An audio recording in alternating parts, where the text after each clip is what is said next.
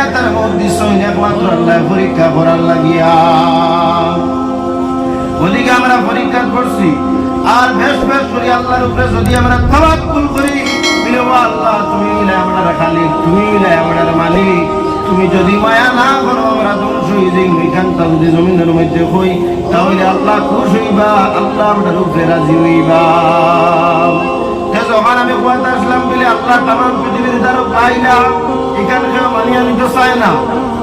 আপনার ফেরাউন যে বাদশা আসলো এই বাদশাটা আপনার কিতাব পড়তে পারে না, এই জিনিসটা আপনার মানিয়ে নিতে পারে না। ওদিকে প্রত্যেক বাদশা যারা আছেন এরা লা ইলাহার বিরোধিতা করছেন। মুমিন বান্দা আল্লাহর আইন জীবনের মধ্যে মানত, আল্লাহর আইন জীবনের মধ্যে লালন পালন করত। যদি আল্লাহর আইনে মানিলায় তাহলে জমির মানুষ কিন্তু হইব, লাভবান হইব, আল্লাহর মায়ার মানুষ হয়ে যাইব গিয়া। আল্লাহর আইন মানার লাগে আল্লাহ কুরআন আল কারীম দিয়েছেন, পৃথিবীর শ্রেষ্ঠ গ্রন্থ কুরআন আল কারীম দিয়েছেন। আর কইছেন এই কিতাবের মধ্যে কোনো শক নাই, কোনো শুভা নাই। জালিকাল কিতাবু লা রাইবা ফি, এই যে যুগে যুগে কিতাব আইছে আপনার জমিনের মধ্যে অনেক কিতাব বানাইতে উন্মোচন করতে, প্রত্যেকটা কিতাবের মধ্যে শক থাকতে পারে, কিন্তু আল্লাহর দেওয়া বিধান আল কুরআন আল কারীমের মধ্যে কোনো শক নাই। কুরআন জমিনের মধ্যে পড়িলেও ফায়দা, পড়াইলেও ফায়দা।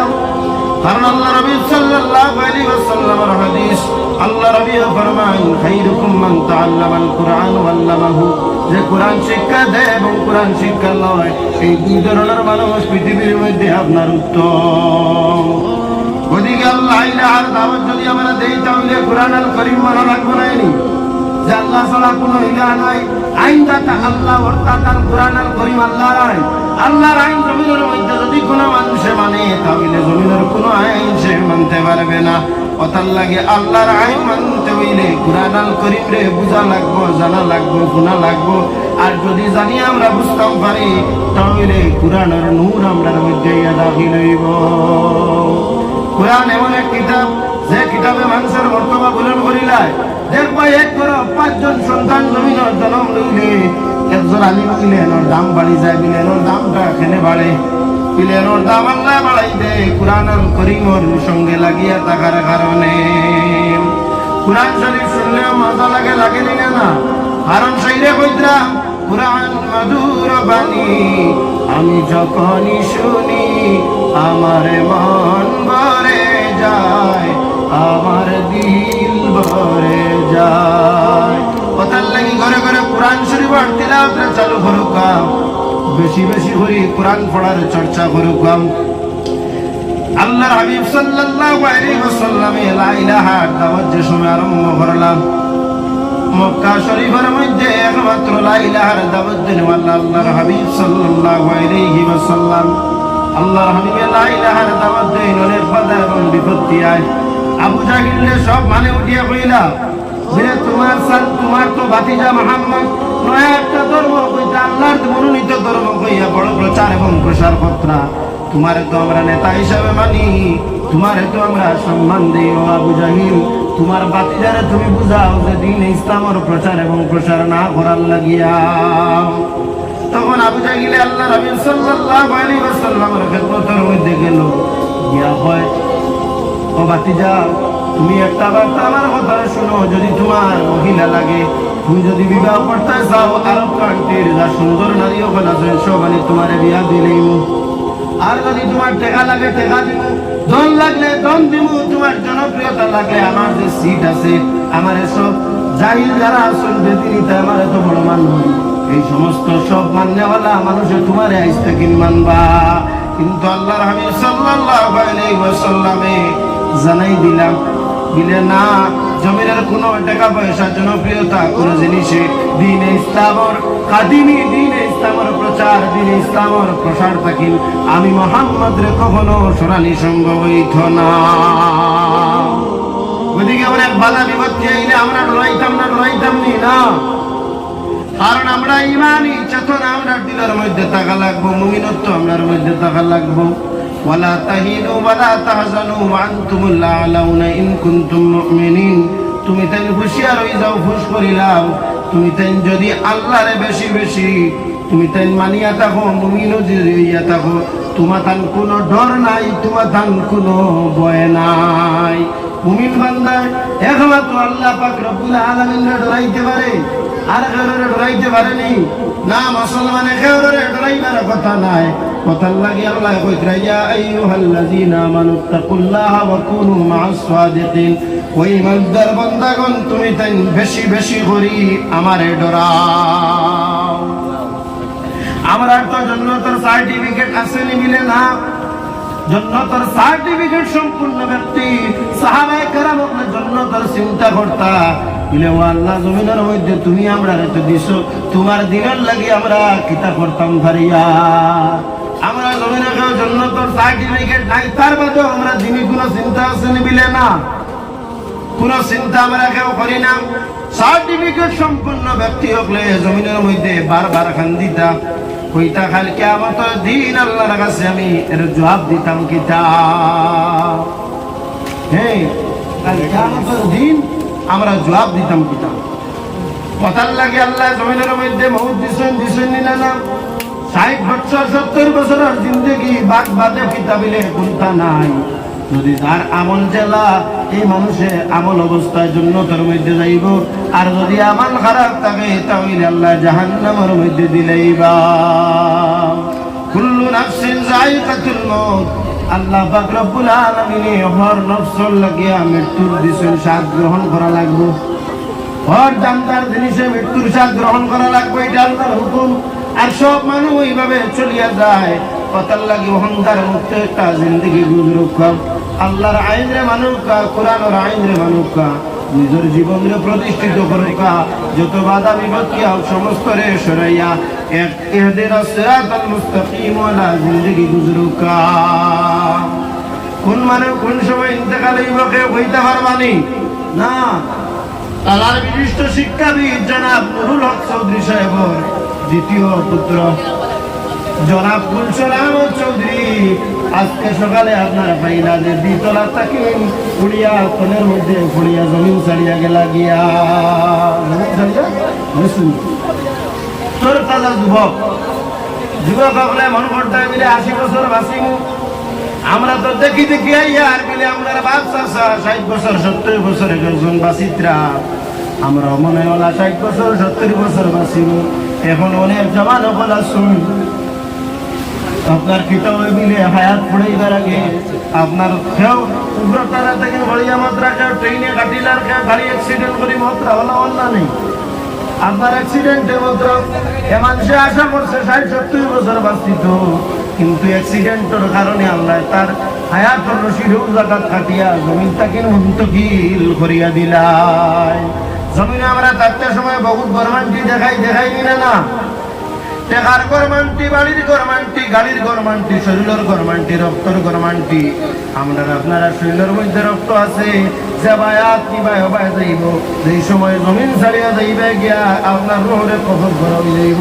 শরীরের মধ্যে কিছু সময় পরে আপনার শরীরের মধ্যে কিতা হইব বিলে ঠান্ডা হয়ে যাইব। রক্ত আপনার ঠান্ডা, রক্ত বইব, শরীর ঠান্ডা। আর পাওয়ার চলবে না, হাত ঘুরানিও চলবে না, কোনো মানু মারা চলবে না, মুক্তি মাতিতে এটাও চলবে না। কথার লাগি শরীরে কইতরা এ গরম কিসের অহংকারে, এ গরম কিসের অহংকারে, ও মনরে এ গরম কিসের অহংকারে। সোনারি দেহ রহিবে পড়ে, কেউ তো রাখবে না। সোনার যে দেহ, এই দেহটা কেউ রাখবি না, একমাত্র মাটির মধ্যে আল্লাহ আমরা রেখে দেবো। মাটির কবরিস্তান আমরা ভালো রাখবো। এই দেহের একজন বস্তু চাই আমরা বললাম যে মানুষ ভালো 2 ঘন্টা 3 ঘন্টা বাদে গ্রামগঞ্জের মানুষে প্রস্তুতি শুরু হয়েছে কবর ঘর। এখন মেঘ মানবানি না, আল্লাহ মেঘবানি ধরতে ভাই মেঘো দাও কবর ঘর বিয়ালে রাত মেঘ দেখা যাচ্ছে। কিছু মানুষের জনাদার বড়িয়া আপনার কবরস্থ করি লইবা। আপনার যে জমিন যেখানে আছে এই জমিনের বাহাদুরি আপনি সারা জীবন দেখাই না। দেখাই রইল না, এই জমিনটাও আপনার রইল না। আপনি জমিন জ্বালিয়ে যাওয়ার 200 বছর পরে আপনার খবরটাকে যদি উঠিয়ে আইয়া যদি উঠিয়া করি যে এই জমিনটা আমার আসলো, তাহলে শুধু মানুষে আপনার মানত না যে এই জায়গাখান আপনার আসলো। হযরত মাওলানা কারি নজরুল ইসলাম সাহেব, শিক্ষক, নিজামিয়া টাইটেল মাদ্রাসা রাতাবাড়ি সাহবাই গেছেন, আপনারা রিসিভ করুক, মেহমানদারি করুক, বাদ মাগরিব তাই নসিহত শুরু করে দিবা। মাগরিবের আমার সময় নাই, এটা জিকিরের হাল্লা খারাপ, নগরও হাল্লা কোথার লাগে বন্দি জিকির করো, আল্লাহ ইলাহা ইল্লাল্লাহ।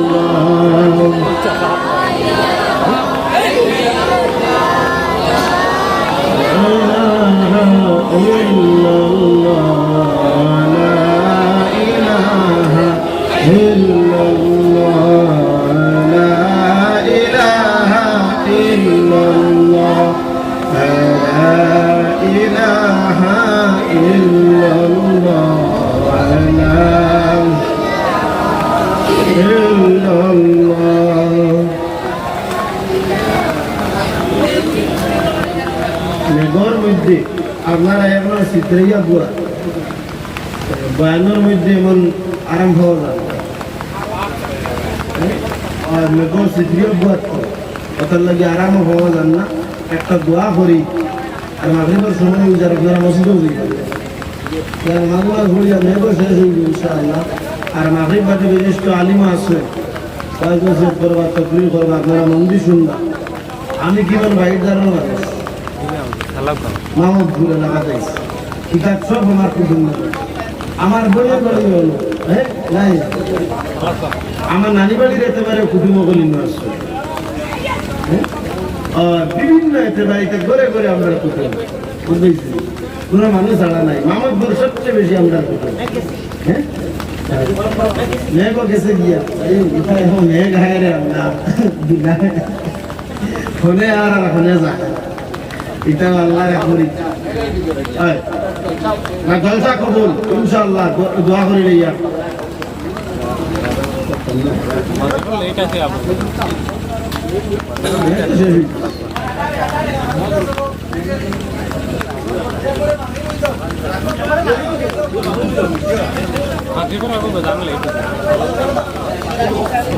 إن التياريح الصبا يوما إلى أرض الحرم بلغ سلامي روضة فيها النبي المحترم بلغ العلا بكماله كشف التجا بجماله حسنت جميع خصاله صلوا عليه وآله।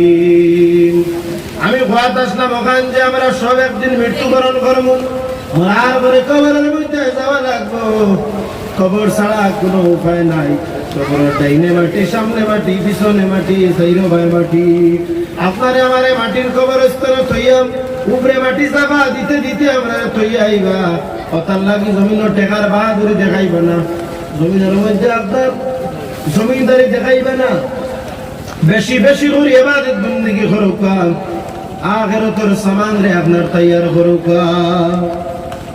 দুনিয়ায় আমরা দিছুন আল্লাহ মানুষ রে শুধুমাত্র তার ইবাদত বন্দেগি করার লাগে, আর জিন এবং ইনসানরা আল্লাহ দান করছেন তার ইবাদত করার লাগে। অতার লাগে জমিনের ইবাদত তৈয়া তো আমরা জমিনের চিন্তাত লাগি যাই, এটা আল্লাহ আপনারা খালি খাওয়াইবা কিনা, রুটির চিন্তা, ভাতর চিন্তা, কথা বাদ দেওয়া লাগে। আল্লাহর চিন্তা করুক, আল্লাহ কখন আমার আপনার উপাস রাখতাম। কথার লাগে আমরা বেশি বেশি করি আল্লাহর ইবাদত বন্দেগি করতাম, মৌতের কথা বারবার ইয়াদ করতাম, কবরস্থানের মধ্যে যাইতাম গিয়ে আমরা মা বাবার লাগি দোয়া করতাম, নকুর রব্বির হামহুমা কামা রব্বায়ানি সগীরা হইয়া দোয়া করতাম। যদি আপনি এটা সুন্দর সময় যদি একটা নামাজ বানিয়ে থইয়া যায় যে আপনি জিয়ারত যদি কবরের মধ্যে করেন, তাহলে আপনার আওলাদে দেখবো আপনি একদিন মৃত্যুবরণ করবা, মরার পরে আপনার আওলাদে আপনার জিয়ারত করবো। উঠি গিয়ে আল্লাহ আপনারে হাত মুখ দিছুন এবারে ইলা হইছে টাকা পয়সা কোনো জমিনে শান্তি নাই খালি ক্যান্সার বেমার কথা বেমার হতি বেমার যখন জমাই টাকা তুই আর কোনো শান্তি পাওয়া যায় না যত বেশি টাকা তত বেশি জ্বালা যত বেশি টাকা তত বেশি জ্বালা গ্রামের মধ্যে গরিব মানুষেরা এরা কোনোদিন ক্যান্সার হসপিটালে যাইতে দেখলেনি